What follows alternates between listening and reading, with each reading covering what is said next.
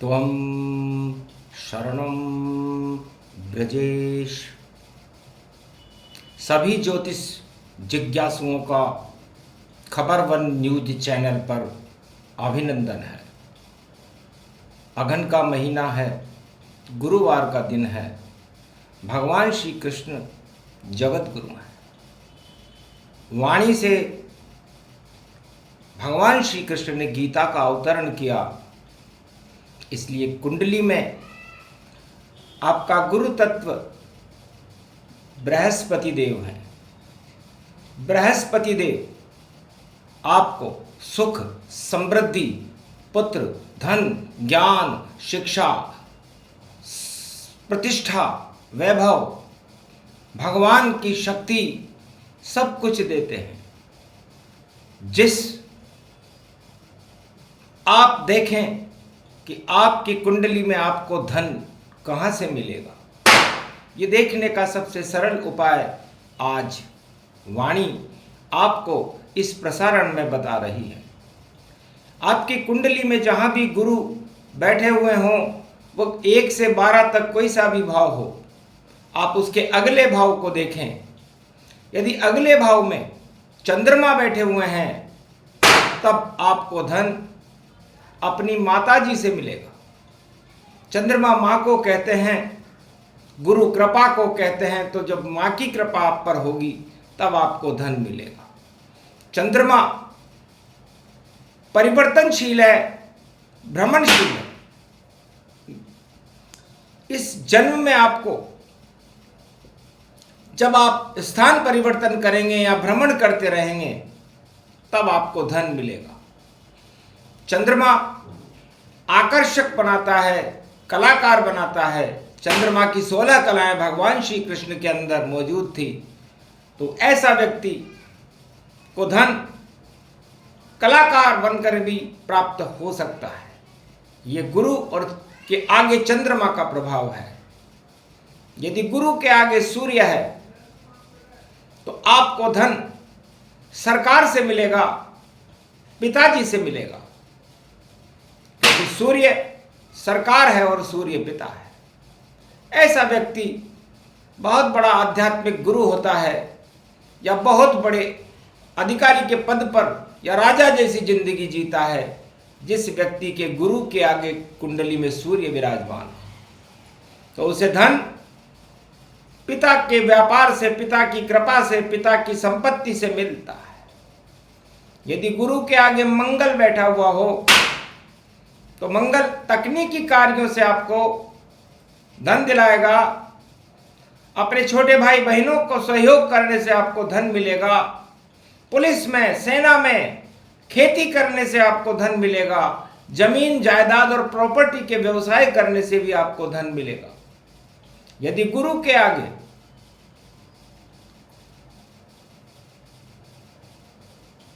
शनि बैठे हुए हों तो आपको धन सरकारी नीचे तबके की नौकरी करने से मिलेगा। आपको निम्न स्तर के कार्य करने पड़ेंगे, या किसी धार्मिक मंदिर के अंदर आपको समाज सेवा के कार्य करने पड़ेंगे, तब जाकर के आपको धन मिलेगा। क्योंकि शनि और गुरु ये धर्म और कर्म योग है। तो आपके कर्म में, आपके भाग्य में सेवा लिखी हुई है। शनि सेवा का कारक ग्रह है, तो आप जहां भी सेवा करोगे आपको धन मिलेगा। शनि बड़े भाई को भी कहते हैं, तो बड़े भाई की कृपा से भी आपको धन मिलेगा। यदि आपकी कुंडली में गुरु के आगे राहु बैठे हुए हैं तो आपको विदेश से धन मिल सकता है। आपको जुआ, सट्टा, लॉटरी से भी धन मिल सकता है। आपको शराब और ऐसे निम्न कार्य करने से भी धन मिल सकता है। क्योंकि ये गुरु चांडाल युति हुई तो आपकी बुद्धि को ये खराब कर देगा। और जब आदमी उल्टे कार्य करता है तो धन तो मिलता है, लेकिन प्रतिष्ठाएं गिर जाती हैं। इसलिए गुरु के आगे राहु हो तो हर कार्य को शुभता के साथ करना चाहिए और अशुभ कार्यों का त्याग कर देना चाहिए। यदि गुरु के आगे केतु बैठे हुए हों तो समझ लो आप एक साधु जैसी जिंदगी जियोगे और ज्योतिष में, मेडिटेशन योगा में, आयुर्वेद के योगा में या किसी भी ऐसे कार्य में जिससे आध्यात्मिक सत्संग होता हो, आपको धन मिलेगा।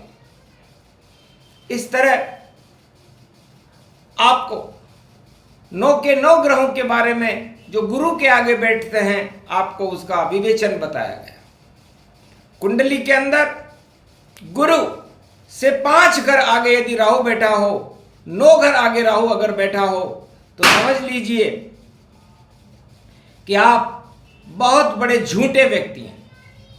और आप यदि शुभ काम करेंगे तब आपका संसार में नाम हो जाएगा, क्योंकि आपके मस्तिष्क में शुभता, राहु अनंत शक्ति तक आपको पहुंचा सकता है और गुरु आप खुद ही हो, जीव है।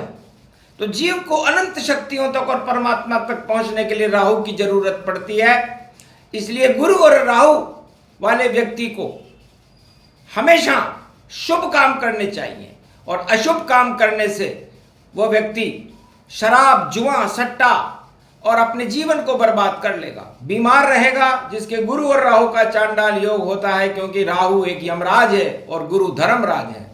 धर्मराज और यमराज जब मिलते हैं तो उस धर्म की हानि होती है। इसलिए गुरु और राहु, पूर्व जन्मों में आपने किसी को बहुत सताया है, तब ये योग आपकी कुंडली में, गुरु का श्राप है राहु, और उस श्राप का फल आपको इस जन्म में भोगना है। इसलिए गुरु राहु वाले व्यक्ति को हमेशा गंगा स्नान करते रहना चाहिए, साधु संतों के मध्य में रहना चाहिए, और या विदेश में कोई अपना कार्य करना चाहिए। यदि गुरु के 5 घर आगे सूर्य बैठा हो या 9 घर आगे सूर्य बैठा हो, तो यह भी एक अच्छा योग है। गुरु और सूर्य वाले व्यक्ति बड़े बड़े महात्माओं के योग होता है, क्योंकि गुरु और सूर्य एक ऐसा योग है जिसका प्रकाश बड़े बड़े महापुरुष जो संसार में हुए, इसी योग में पैदा हुए सत्यवादी वो मनुष्य होता है। और यदि गुरु और राहु के बीच में चंद्रमा आ जाए तो वो महाधोखेबाज व्यक्ति होता है, उससे सावधान रहना चाहिए। वो अपने जीवन में छल कपट और पाखंड करते हुए, राजनेताओं के योग बहुत कुंडलियों में पाया जाता है। गुरु चंद्र राहु, झूठा है इंसान, जो भी वाक्य बोलेगा उसे झूठ ही मान।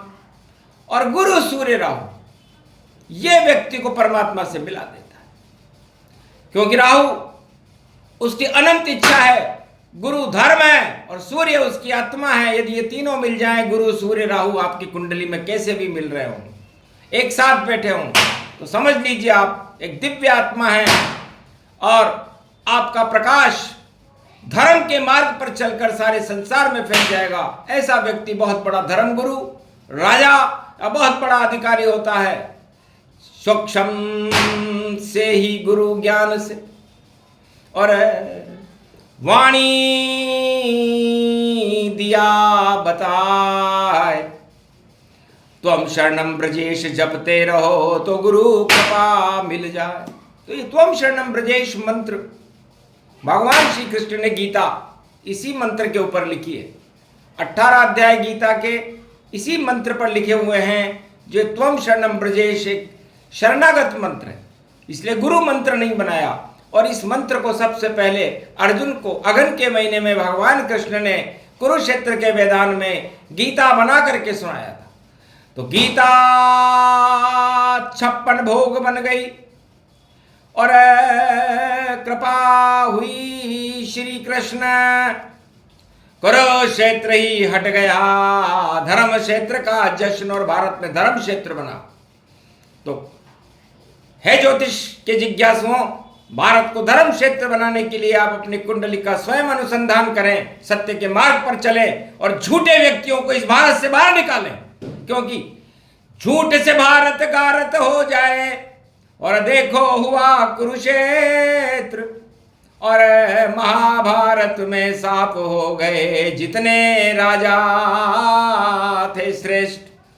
तो राजा धृतराष्ट्र जो अंधा राजा था और 18 अक्षौणी सेना और दुर्योधन का सफाया हो गया, क्योंकि झूठ का मार्गदर्शन उन्होंने 12 वर्ष तक सत्य के मार्ग पर पांडव चलते रहे तो धर्मराज बने।